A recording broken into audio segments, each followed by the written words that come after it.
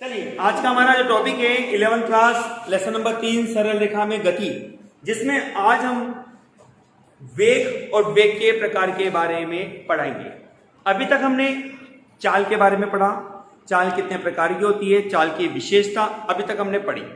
आज हम इसी टॉपिक को रिपीट करते हुए, रिपीट से मतलब है बिल्कुल डिप्टो कॉपीराइट करते हुए कि चाल में चाल की परिभाषा, तो यहां हम वेग और वेग की परिभाषा, विशेषता तो यहां पर हम वेग की विशेषता, हमने चाल के प्रकार पढ़े, यहां पर हम वेग के प्रकार पढ़ने जाएंगे।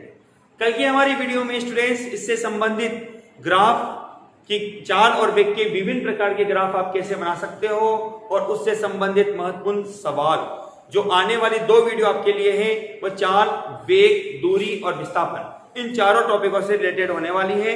तो आप उनका भी रिवीजन करके कल हमारी वीडियो में उपस्थित होवे। ओके स्टूडेंट्स, हम हमारे टॉपिक को आगे बढ़ाते हैं। हम पहले पढ़ेंगे वेग के बारे में। तो वेग का एक बहुत इजी फॉर्मूला हम कहते हैं कि वेग बराबर होता है विस्थापन बटे समय, विस्थापन बटे समय। अब इसकी परिभाषा कल मैंने आपको बनाने का तरीका सुनाया था, समझाया था। नीचे से शब्द को स्टार्ट करो प्रति शब्द लगाते हुए, तो आपके द्वारा बनेगा प्रति एकांक समय में वस्तु द्वारा विस्थापित दूरी। कल परिभाषा मैंने पढ़ने का तरीका आपको बताया था कि नीचे से आप परिभाषा को स्टार्ट करो, प्रति शब्द आगे लगा दो। तो आपने लगाया प्रति एकांक समय में वस्तु द्वारा, वहां आपने कहा था दूरी, यहां आपके पास वर्ड आ रहा है कौन सा, केवल विस्थापन, क्योंकि हम जानते हैं दूरी के रूप में हमने कल बताया था आपको एक अदिश राशि होती है, ठीक है ना। आज हम चूंकि वेग पढ़ रहे हैं, वेग एक सदिश राशि के रूप में शामिल है, तो इसका संबंध सदिश राशि से बनेगा। तो हमने यहां परिभाषा लिखी, इसकी परिभाषा में हमने कहा कि प्रति एकांक समय में वस्तु द्वारा विस्थापित दूरी, विस्थापित दूरी में स्टूडेंट दोनों बातें आ गई है। आप यू वर्ड नहीं कह सकते कि सर आप दूरी बढ़ा रहे हो, दूरी नहीं है, विस्थापित मतलब कि न्यूनतम दूरी के रूप में। विस्थापित दूरी को ही हम, दूरी को वस्तु का वेग कहा जाता है, वस्तु का वेग कहा जाता है। ओके स्टूडेंट्स, ये तो हमने वेग को परिभाषित किया। अब हम इस वेग की विशेषता देखते हैं। विशेषता क्या है, ध्यान से सुनिएगा, ध्यान से समझिएगा। विशेषता में नंबर 1 के रूप में मैंने कहा कि वेग एक सदिश राशि है, वेग सदिश राशि है। अब स्टूडेंट्स मैं आपको एक नई चीज बताने जा रहा हूं, ध्यान से सुनिए, ध्यान से समझिए। जब भी कोई भौतिक राशि सदिश होती है तो उसको सम्मानित किया जाता है। सम्मानित करने के लिए उसके ऊपर तीर का चिन्ह लगाया जाता है। तो आप इसको इस तरह से प्रदर्शित करते हैं। मैं लिख देता हूं लाइन को, इसे v, क्योंकि इंग्लिश में वेग को बोलते हैं वेलोसिटी, इसलिए इसको v से लिखा जाता है। अगर आप इसको सम्मान दे रहे हो क्योंकि सदिश राशि है, तो इस पर तीर का चिन्ह बन जाता है v वेक्टर, जिसको पढ़ते हैं हम।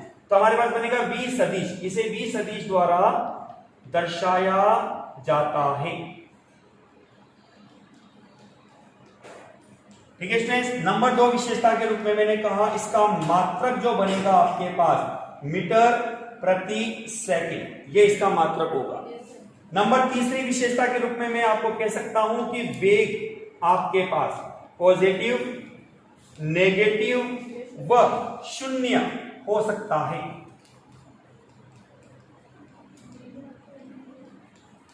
ओके स्टूडेंट्स, कल हमने पढ़ा था चाल सदैव धनात्मक होती है, क्योंकि चाल जो है वह आपके पास दूरी पर डिपेंड करती है और दूरी हमेशा धनात्मक होती है, इसलिए आपने चाल को धनात्मक कहा था। जबकि यहाँ वेग जो है वो विस्थापन पर डिपेंड करता है, और विस्थापन के रूप में हम जानते हैं कि विस्थापन धनात्मक, ऋणात्मक तथा शून्य हो सकता है, इसलिए हम ये कहते हैं कि वेग जो है वो पॉजिटिव, नेगेटिव और शून्य हो सकता है। ये हमने 3 विशेषताएं स्टूडेंट्स वेग के बारे में पढ़ी है। ठीक है, अब हम पढ़ते हैं वेग के प्रकार। जैसा कि हम जानते हैं वेग के प्रकार में हमारे पास सबसे फर्स्ट टॉपिक आता है औसत वेग। औसत वेग के रूप में हम कह सकते हैं सिंपल वर्ड के रूप में कि डेल्टा v बराबर होगा डेल्टा, या आप लिख दीजिए विस्थापन में परिवर्तन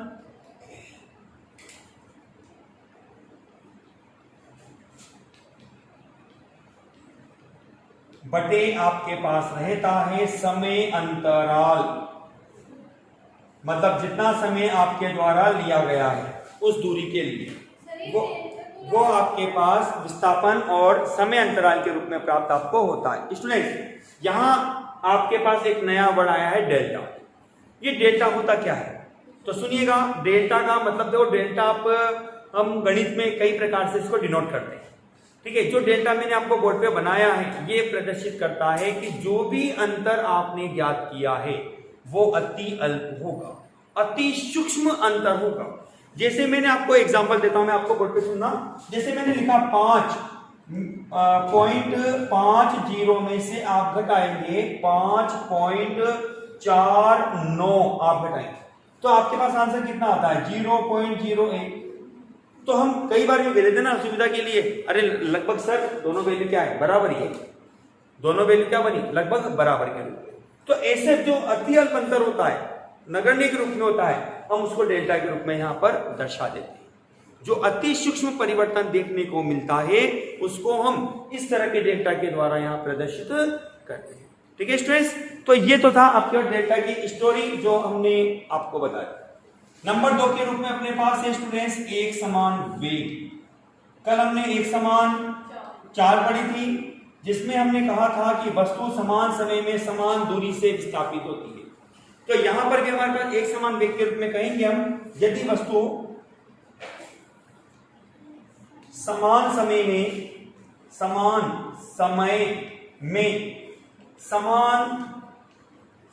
दूरी से विस्थापित होती है तो वस्तु के इस वेग को एक समान वेग कहा जाता है, एक समान वेग कहा जाता है, ठीक है स्टूडेंट्स। यहां आपने इस चीज को नोट किया है एक समान वेग के रूप में। कल तक हमने एक समान दूरी पढ़ी थी जिसमें हमने कहा था कि वस्तु यदि समान समय में समान दूरी तय करती है तो वस्तु की इस चाल को हम एक समान चाल के रूप में पढ़ते हैं। आज हमने पढ़ा एक समान वेग जिसके बारे में हमने कहा यदि वस्तु समान समय में समान दूरी से विस्थापित होती है, ठीक है ना। जैसे मैंने कहा आपको कि आप किसी प्लेस से एक जगह गए, अब पहले दिन जब आप गए तो आपको 20 मिनट का समय लगा 20 मीटर की दूरी को तय करने के लिए। अगले 20 मिनट बाद पुनः आपको 20 मीटर की दूरी तय करते हो, फिर अगले 20 मिनट बाद दोबारा से 20 मीटर की दूरी तय करते हैं। तो आप देखते हो कि प्रत्येक समय के दौरान आपने जो दूरी या जो विस्थापन आपने तय किया वो लगभग एक समान। तो इस प्रकार का जो वेग आपका बनेगा वो आपका क्या होगा एक समान वेग के रूप। हमारे पास नंबर 3 पॉइंट के रूप में है आपके पास असमान वेग। इस असमान वेग के रूप में अपन कह सकते हैं यहां पर कि यदि वस्तु समान समय में असमान दूरी से विस्थापित होती है, असमान दूरी से विस्थापित होती है तो वस्तु के इस वेग को असमान वेग कहा जाता है, असमान वेग कहा जाता है। ओके स्टूडेंट्स, ये आपके पास वेग के 3 प्रकार आपके पास कंप्लीट होते हैं। अब हमारे पास चौथा और अंतिम प्रकार बनता है इसका तात्क्षणिक वेग के रूप में। कल मैंने आपको कहा था इसके बारे में, काफी कुछ मैंने आपको समझाया भी है। पर्टिकुलर कोई विशेष समय जो आपको दिया जाएगा, उस समय पर वस्तु के वेग को प्राप्त करना ही उसका तात्क्षणिक वेग कहलाता है। तो परिभाषित अपन इसको कर सकते हैं यहाँ पे कि किसी विशिष्ट क्षण पर, किसी विशिष्ट क्षण पर, विशिष्ट क्षण से मतलब है जो समय आपको यहां पर दिया गया, किसी विशिष्ट क्षण पर वस्तु के वेग को तात्क्षणिक वेग कहते हैं, तात्क्षणिक वेग कहा जाता है। ओके स्टूडेंट्स, इस तरह से आज हमने हमारी इस वीडियो में वेग के बारे में पढ़ा, जिसमें हमारे पास विस्थापन बटे समय के रूप में हमने वेग को व्यक्त किया। हमने कहा प्रति एकांक समय में वस्तु द्वारा विस्थापित दूरी को ही वस्तु का वेग कहा जाता है। इसकी विशेषता के रूप में हमने कहा 3 विशेषता हमें प्राप्त होती है, जिसके रूप में हम कहते हैं कि वेग आपके पास एक सदिश राशि होती है। विशेषता नंबर 2 के रूप में हम कहते हैं कि वेग का मात्रक मीटर प्रति सेकंड होता है।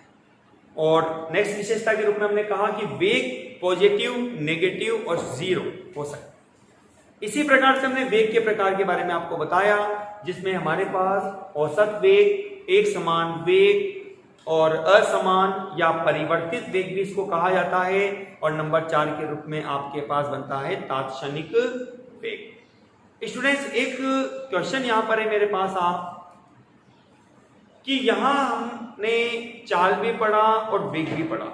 हम यदि दोनों की विशेषता के बारे में ध्यान देते हैं, विशेषता या यूं कह दीजिए दोनों में मैं अंतर और समानता या असमानता में आपसे पूछता हूं, तो दोनों में समानता के रूप में हमारे पास है कि दोनों का ही मात्रक मीटर होता है, सॉरी मीटर प्रति सेकंड। चाहे आपका चाल हो, चाहे आपके पास वेग, तो दोनों के मात्रक को हम मीटर प्रति सेकंड के रूप में प्रदर्शित करते हैं। अंतर के रूप में या असमानता के रूप में हम कहते हैं कि चाल जो है वह एक अदिश राशि होती है, जबकि वेग एक सदिश राशि है। दूसरा अंतर हमारे पास बनता है कि चाल सदैव धनात्मक होती है, जबकि वेग हमारे पास धनात्मक, ऋणात्मक तथा शून्य के रूप में प्राप्त होता है। ठीक है स्टूडेंट्स, इस तरह से आज आपको मैंने वेग के बारे में पढ़ाया। कल हमारी वीडियो चाल और वेग से संबंधित महत्वपूर्ण तथ्यों पर होगी। तो हमने आपको जो इस लेसन से संबंधित चाल, वेग, दूरी और विस्थापन और से संबंधित महत्वपूर्ण सवाल पढ़ाए हैं, उन क्वेश्चंस को पढ़ के आप कल जरूर बैठिए। कल की वीडियो आपके लिए बहुत उपयोगी होगी। Okay students, thank you.